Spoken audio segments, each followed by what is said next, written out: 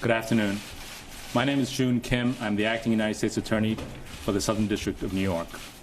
Today, we announce charges of fraud and corruption in the world of college basketball.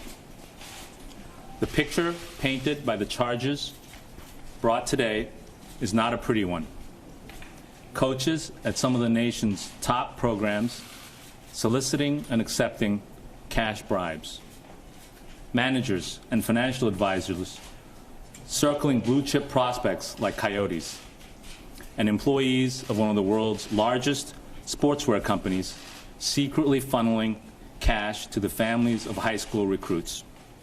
In all, we have charged 10 people in 3 separate complaints. 4 college basketball coaches, 3 people associated with professional managers and advisors, and 3 with ties to the major sportswear company, including its global marketing director for basketball.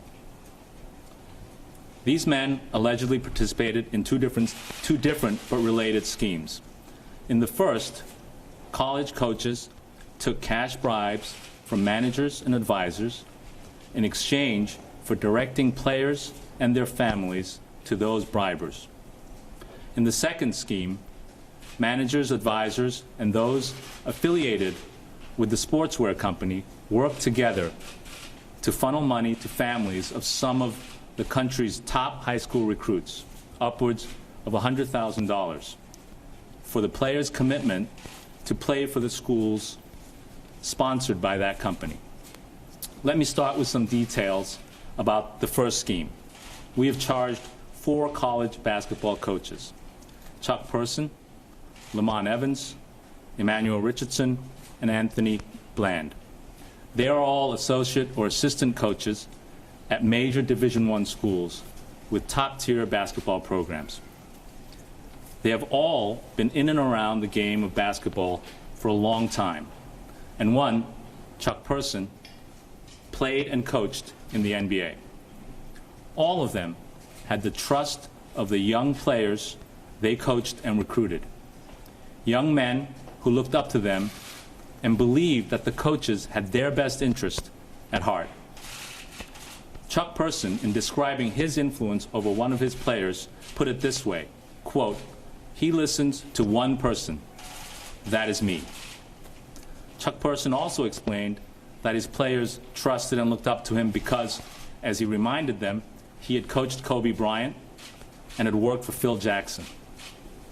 But as alleged, these coaches abused that trust placed in them by the players and their families, and they violated the duties that they owed to their schools. In exchange for bribes ranging from $13,000 to almost $100,000 each, these coaches allegedly pushed particular managers and advisors on the players and their families. And certain of the coaches arranged for separate payments to be made to the families as well. Anthony Bland described what he could do for the managers and advisors this way, quote, "I can definitely mold the players and put them in the lap of you guys." The professionals whose lap the corrupt coaches put their players in were the defendants: Christian Dawkins, Monish Sood, and Rashawn Michelle. Dawkins was an athlete recruiter for a sports agency who was trying to start his own sports management business.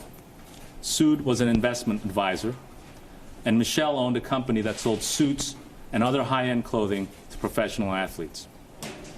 For these men, bribing coaches was a business investment.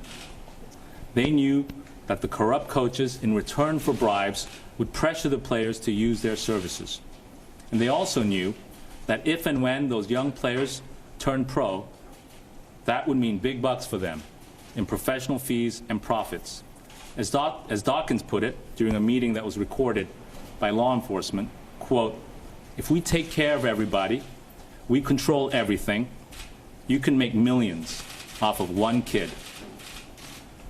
While pushing these professionals, the bribed coaches showed little regard for the players' well-being. They ignored red flags, seeing only the green of the cash bribes flowing their way. For example, in steering players to a financial advisor, who it turned out was actually cooperating with the government, most of the coaches never asked the advisor a single question about his qualifications, his track record in handling players' money, or really anything else about his business. A simple Google search by the coaches of the advisor's name would have revealed that the SEC had brought securities fraud charges against him just last year, including for misusing his professional athlete clients' money. Similarly, with Christian Dawkins, none of the coaches warned the players or their families that Dawkins had lost his job at a sports management company after an NBA Players Association investigation revealed that he had misused his client's credit card to pay tens of thousands in unauthorized purchases. But it wasn't just that the bribe-taking coaches ignored red flags and didn't seem to care about the qualifications of the advisors. As alleged, the coaches affirmatively lied to the players and their families. In talking to the families, they built up these professionals, some of whom they barely knew, with bald-faced lies. Chuck Person claimed that one of them was his own personal advisor and a financial advisor to Hall of Fame basketball player Charles Barkley. Well, that wasn't true. That advisor, the same one who was cooperating with the government, had never even met Charles Barkley and had never handled Chuck Person's money other than paying him cash bribes. Chuck Person also assured a player's mother that he himself had not received a penny for promoting that advisor to her. That was a lie, too. That conversation took place 5 days after Person had taken an envelope filled with $15,000 in cash from that very advisor during a secret meeting in a Manhattan hotel room. By allegedly accepting bribes in this way, these four coaches not only breached their obligations to their schools, violated NCAA rules, and betrayed the trust of their players, they also committed serious federal crimes, as did the managers and advisors who paid them. The second scheme, although slightly different, came from the same playbook of fraud and corruption. In this scheme, Dawkins and Sood, again, worked with three people with ties to a major global sportswear company to send bribe money to the families of some of the country's top high school recruits.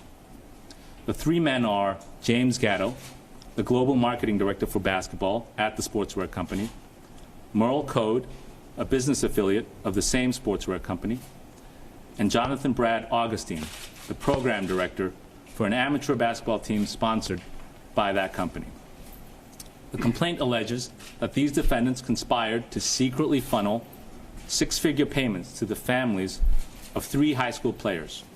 In exchange, the players would agree to commit to playing basketball at two colleges that were sponsored by that company and eventually retain the advisory services of Dawkins and Sood and to being sponsored by that sportswear company. Recognizing the illicit nature of these payments, Gatto and Code allegedly took steps to hide them. Instead of paying the families directly, they made the payments through Dawkins' company and Augustine's amateur basketball team. They also conspired to disguise the payments in the company's books by using fake invoices and false entries. As Merle Code put it in another recorded call, quote, "It's on the books, but it's not on the books for what it's actually for," close quote. As alleged, the charged defendants claim that the payments to the players and their families were made in coordination with the coaches at the two colleges sponsored by that company.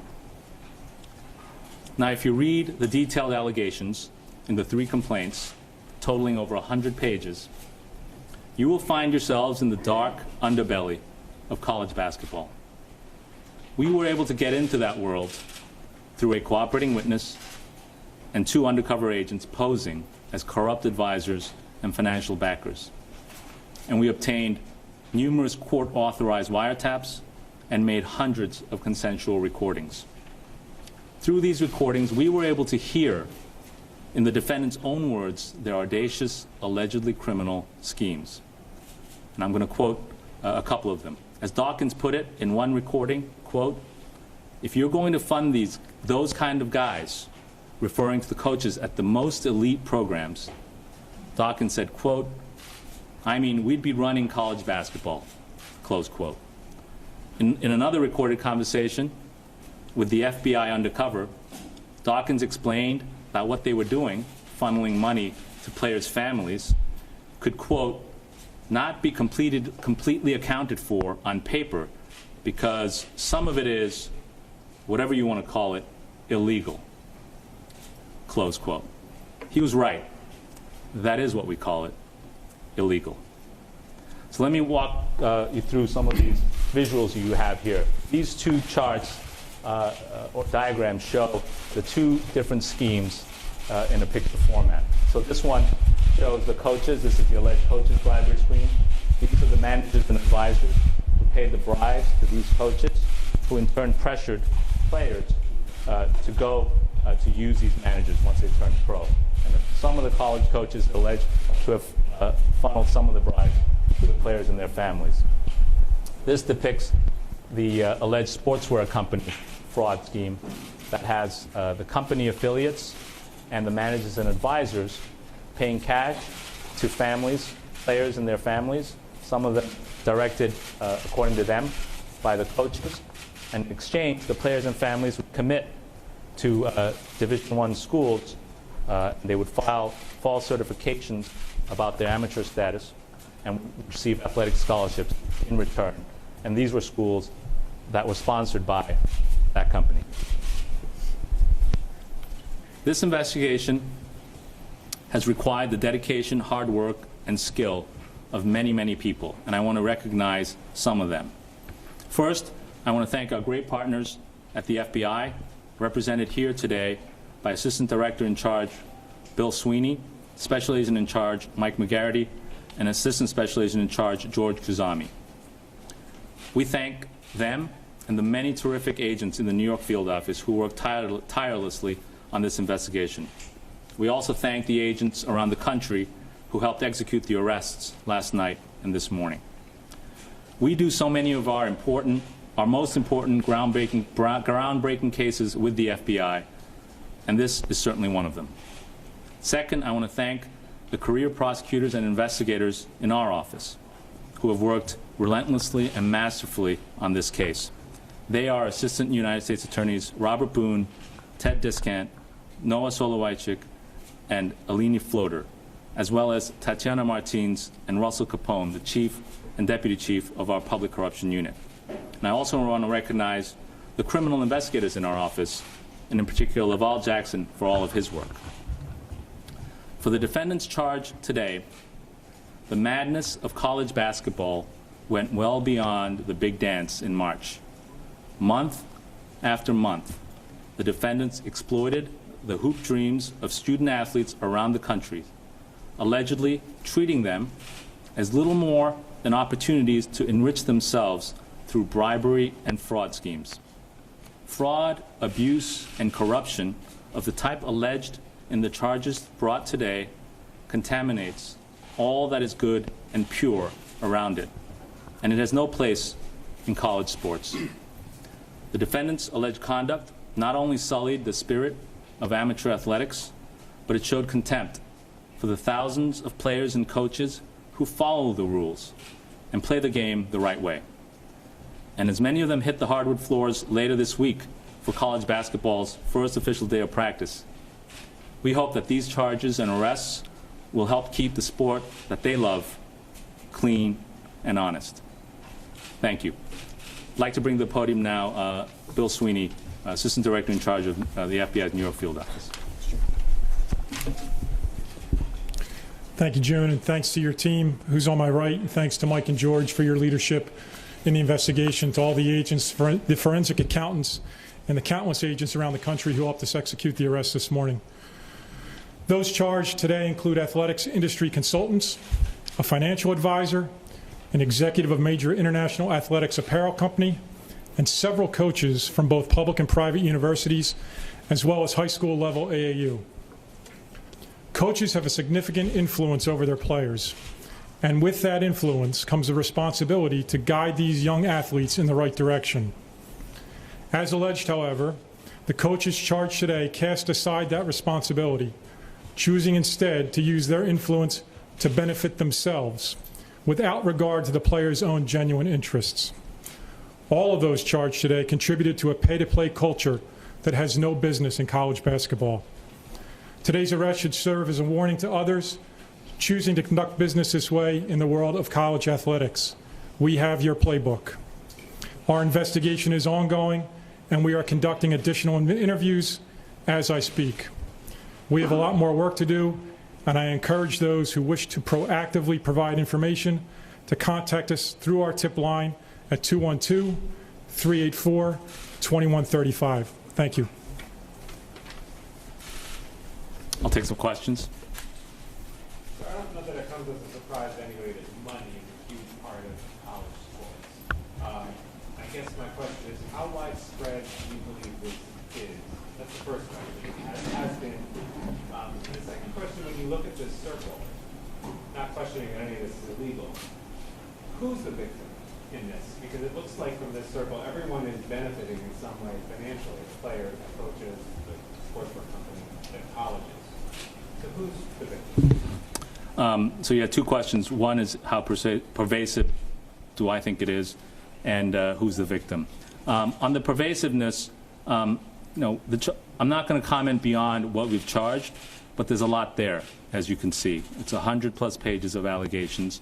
10 people have been arrested, 4 coaches at major top-tier basketball programs. So that's a significant number of people and conduct that that affects a number of important programs. So, the investigation, as Bill said, is ongoing. This is it's now overt.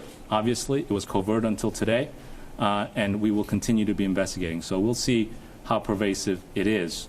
On the question of who's the victim, it's clear that in this scheme, for example, there are false statements being made to the colleges saying, and those were generated by the professional managers, people working at the sports apparel company, saying, we're going to give you money, you should commit to this school, and yet they make false certifications to the school saying that they are amateur athletes and have not been paid. So the schools are, in a way, the victim. The schools are also a victim where they have hired college coaches who are taking bribes, cash bribes from managers and advisors to direct players who are entrusted in their care to certain professional advisors. The schools are also, a number of them are public schools, and they are all schools that receive money, federal funded money. And so to the extent the bribery laws prohibit, the federal laws prohibit those who work for public institutions or institutions that receive public money from taking bribes. And I think all of us, the public, anyone who plays in the game, are victims of that type of conduct. I was wondering what kind of cooperation you've had with the NCAA up until this point, and what kind of discussions you're going to be having from here on. The investigation was covert until this morning, so we have reached out to the NCAA, and we will be working and talking to them. Until today, I don't believe they were aware of this investigation. You've established a special phone number in this case. What's your message to people that are in the programs that are referenced in your charging documents today? And what's your message to people maybe in other programs about what you want to have them call forward about, and your message to them to maybe cooperate with your office? Yeah, the message to them, along the lines of what Bill Sweeney said, is if you or someone who engaged in this type of conduct, or you are aware of others who have engaged in this type of conduct, call us. Call the FBI hotline number that's on our press release or our office and tell us about it. If you're someone who yourself engaged in some of this conduct, I'd also encourage you to call us because I think it's better for you to call us than us to be calling you when we're ready to charge you. June, not too long ago when your predecessor was, Corrpution was up there talking about the Albany on trial, the Albany corruption cases, he mentioned that beyond prosecution, there needed to be a cultural change in Albany. I'm wondering if there's some sort of analog here with the NCAA beyond this kind of shot across the bow that this prosecution represents, is there anything the league can do that needs to happen otherwise? As I said, we haven't been in communication with the NCAA until today. So the message of this case is that we have uncovered the conduct that we've alleged in this complaint. It is serious. They are federal crimes, and it involves a number of important programs and important coaches. And the message is, if it is pervasive, then people should be looking at it. And, you know, I'm not going to comment much more on what the NCAA should or could do. We speak through our charges, and I think the charges speak pretty loudly. Would you say that it's fair to say that the charges hinge on those NCAA rules? And secondarily, without you telling what the NCAA to do, was it important to you beyond the fact that because of NCAA rules with false certifications, and certainly what you just said, you've kind of spoken independently of the importance of amateurism in college sports. Do you guys take a position that it's important that college sports be amateur? Let me take that last part first. We're a prosecutor's office. We're not taking a position on what's good for amateur sports or things of that nature. What we do take a position on is if you violate the law, we're going to investigate it and prosecute you. So the question about whether, you know, we're not here to regulate college basketball, but if we find that you're engaged in conduct where you are violating, for example, in the charges that we have brought, wire fraud statutes, the Travel Act, bribery statutes, then you will be prosecuted. Hey, Bill, Bill, we've got FIFA. The FBI kind of stumbled upon that from another type of case. How did you get involved in, how did you start with this one? Did it originate with the SEC, or was this So for those who couldn't hear the question was, how did we get involved and how we start this case? And you should know that I'm not going to answer that.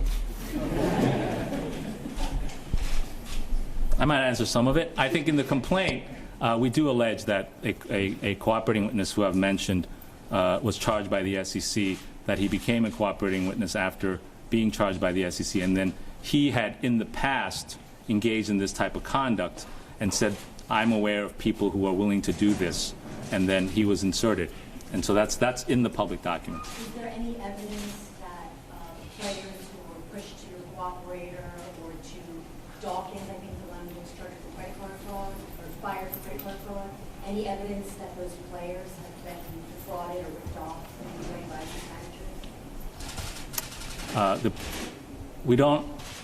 There is no allegation in the complaints that I'm aware of the players that are described in the complaints being ripped off by these defendants, other than being told all the lies that I referenced and being told that they're being sent towards certain advisors because they thought it was in their best interest, when in fact they were just getting bribes. To your knowledge, any official that is active programs or in the university have any knowledge of what was going on? Sorry, I couldn't hear. To your knowledge, did any official that is vested in programs at the university have any knowledge of what was going on? Did any officials at the well, there are a number of coaches who have been charged. Higher. There are no allegations of in the complaint of administrators participating in the bribery. Maybe you could talk about the sports company a little more. Chris Director with ARD German now. Which sports company, how long has this been going on, and how high up the chain of command is known? Okay, so for the sportswear company, we haven't named the company or any particular school in our charging documents. That's what we generally do. We don't name individuals or entities that are not charged. That being said, the internet's an amazing thing. You search these folks, you know where they work. So one of the defendants who is charged is himself quite senior in the company. He's the global, I believe the title was the global director of basketball or marketing, global marketing director for basketball. So that, in our view, is a pretty serious and senior position. It's clearly someone who had the authority, as alleged in the complaint, to funnel company money upwards of $100,000 and also book it in certain ways that would disguise them. But there are no other allegations in the complaint of more senior people at that company. Last question? Did you say your reaction to the corruption conviction being overturned for Dean Skelos? Yeah, you know, we issued a statement just before coming down. You know, we're still assessing our appellate options, but we look forward to retrying Dean Skelos and Adam Skelos. The reversal, if you read the decision, makes clear that the evidence that we presented at trial was more than sufficient to prove their guilt under any standard, even under the new McDonnell standard. But because McDonnell came out after and the jury instruction at the time didn't obviously reflect what was later to be the language in the McDonnell decision, the Second Circuit reversed it and sent it back for a retrial. As I said in the statement, we look forward to a retrial and again presenting that evidence to a jury of New Yorkers and giving the public what they deserve, we think, in that case, which the justice that they deserve. Look, we can see from this case and all, you know, the work that went into this, cleaning up corruption is difficult work. It's certainly difficult in New York State government, but we're here, and these folks standing here are here to do what we can to make sure that our government is clean and honest. And how confident are you you can get another conviction? We're pretty confident. How are you going to change your strategy against McDonald's?